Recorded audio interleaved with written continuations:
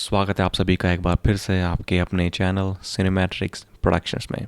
When it comes to the art cinema, European cinema is way ahead of Bollywood as well as from Hollywood. European cinema has given us one of the best films when it comes to the art films.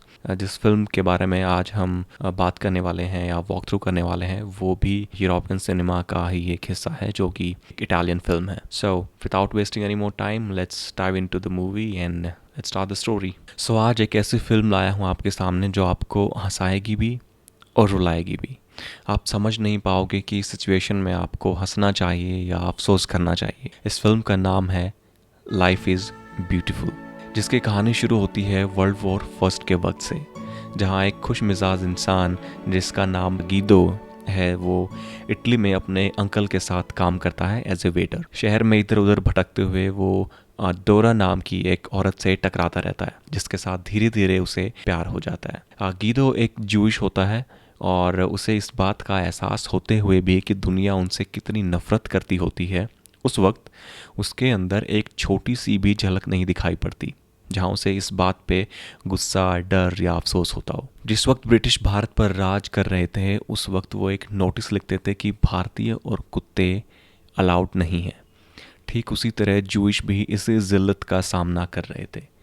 एक scene में जहाँ गीदो का बेटा Joshua एक cafe के बाहर एक notice पढ़ता है जहाँ dogs and Jews are not allowed, तो उनसे पूछता है अपने फादर से कि ऐसा क्यों है। तो गीदो बड़े सटल तरीके से उसे समझाता है कि सबकी अपनी मर्ज़ी है, कोई किसी को भी अंदर आने दे सकता है, कोई किसी को अंदर आने से मना कर सकता है, तो इसमें कोई दिक्कत वाली बात नहीं है। दरअसल गीदो नहीं चाहता था कि वो अपने बेटे को ये एहसास होने दे कि दुनिया कितनी नफरत से भरी हुई है। गीदो डोरा को अपने प्यार का इजहार करता है और उसे भगाकर शादी कर लेता है। वो दोनों जब भाग कर जाते हैं तो डोरा एक हॉल के अंदर जाती है जहाँ गीदो भी उसके पीछे पीछे जाता है, और जब वो बाहर आते हैं तो फिल्म की कहानी 5-6 साल आगे जा चुकी होती है। ये पूरा ट्रांजिशन बड़े ही खूबसूरत तरीके से डायरेक्ट किया गया है। उन दोनों का एक बेटा होता है जिसका नाम जोशुआ होता है। धीरे धीरे देश में माहौल ख़राब होना शुरू होता है तो जर्मन सेना जूइश को ढूंढ ढूंढ कर इकट्ठा करती है और एकांत जगह पर ले जाकर कैद कर देती है।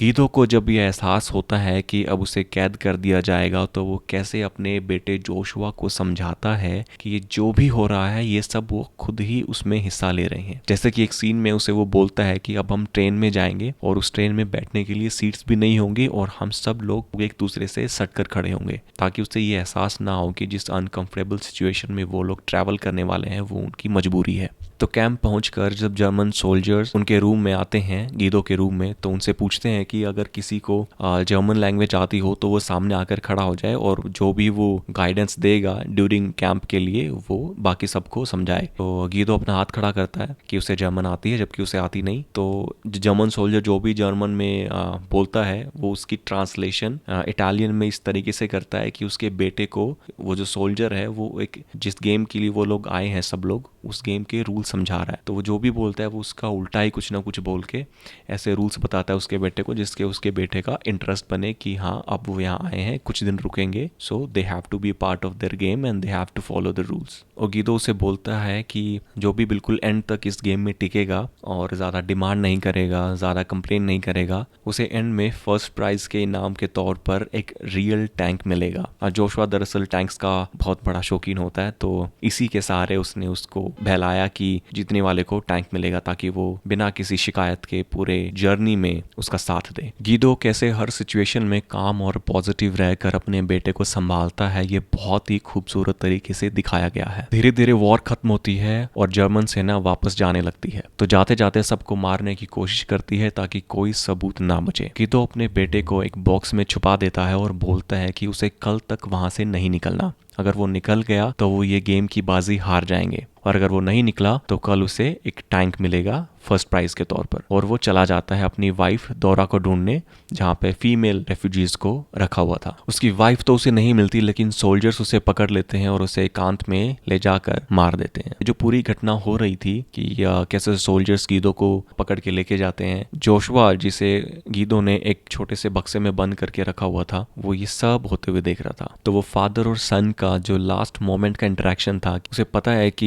ही is going to die, but still in his last moment all he can think about is how he can make his son happy, comfortable, कैसे वो इंश्योर करे कि वो ठीक रहे, खुश रहे, ज़्यादा चिंता ना करे. It was wonderfully directed and wonderfully written. एक पिता की कुर्बानी और कोशिश उसके बेटे को ज़िंदगी देती है. उसकी हर सांस और हर कोशिश बस यही थी कि वो उसके बेटे को बचा सके. गीतों की जिंदादिली हमें ये सिखाती है कि कैसे आप खराब से खराब सिचुएशन में भी पॉजिटिव और खुश रह सकते हैं. जैसा कि फिल्म का टाइटल है, life is beautiful but life is as beautiful as you make out of it. तो अगले दिन जब सारे के सारे जर्मन सोल्जर्स वापस चले जाते हैं तो जितने भी उस कैंप के अंदर छुपे हुए लोग थे वो सब बाहर निकलते हैं. जोशुआ भी बाहर निकलता है. आगे चलकर उसे उसकी मदर दोरा भी मिल जाती है. तो ये जो पूरी कहानी थी वो नरेशन थी जोशुआ की तरफ से. तो ये थी कहानी Italian film life is beautiful की. After a long time I have seen such a film which made me cry